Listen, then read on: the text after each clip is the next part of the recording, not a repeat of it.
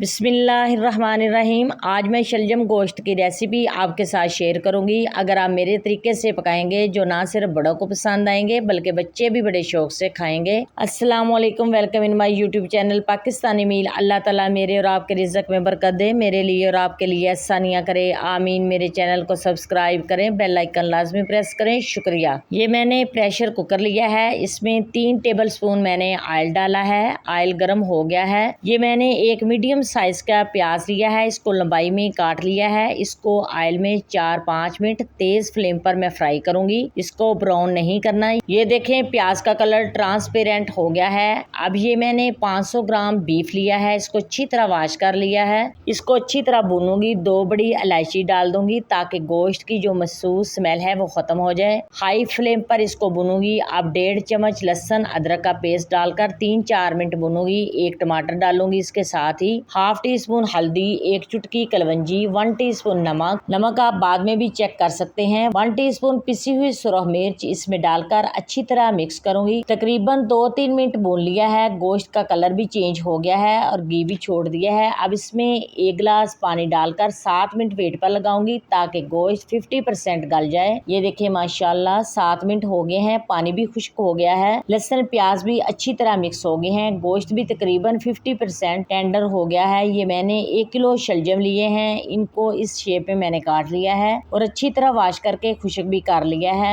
बाजू का शलजम डालकर साथ ही पानी डाल देते हैं, इससे शलजम टेस्टी नहीं बनते। मैं शलजम डालकर अच्छी तरह इनको भूनूंगी और थोड़ा सा गुड़ भी डालूंगी, इससे शलजम बहुत अच्छी तरह गल भी जाएंगे और टेस्ट भी बहुत मजेदार होगा और इसकी जो महसूस स्मेल है शलजम की वो भी खत्म हो जाएगी। 3 अदद मैंने सब्ज मिर्च ली हैं, वो भी इसमें डाल दूंगी और 6-7 मिनट मीडियम फ्लेम पर इनको भूनूंगी। ये देखिए माशाल्लाह बहुत ही प्यारा कलर आया है। अब एंड पर हाफ गिलास से थोड़ा सा ज्यादा पानी डालूंगी और 10 मिनट वेट पर लगाऊंगी। 10 मिनट हो गए हैं। ये देखिए माशाल्लाह शलजम और गोश्त दोनों अच्छी तरह गल गए हैं। अब एंड पर हाफ टी स्पून गरम मसाला पिसा हुआ, 1 टीस्पून खुश्क धनिया पिसा हुआ डालकर अच्छी तरह मिक्स करूंगी और साथ चम्मच हिलाती जाऊंगी। थोड़ा सा सब्ज धनिया जो मैंने काट कर रखा था इसमें डालकर फ्लेम बंद कर दूंगी। अल्हम्दुलिल्लाह माशाल्लाह बहुत ही मजेदार शलजम गोश्त तैयार है। आप भी बनाएं। इस वीडियो को लाइक करें, फ्रेंड्स और रिलेटिव्स के साथ ज्यादा से ज्यादा शेयर करें। शुक्रिया, खुदा हाफिज।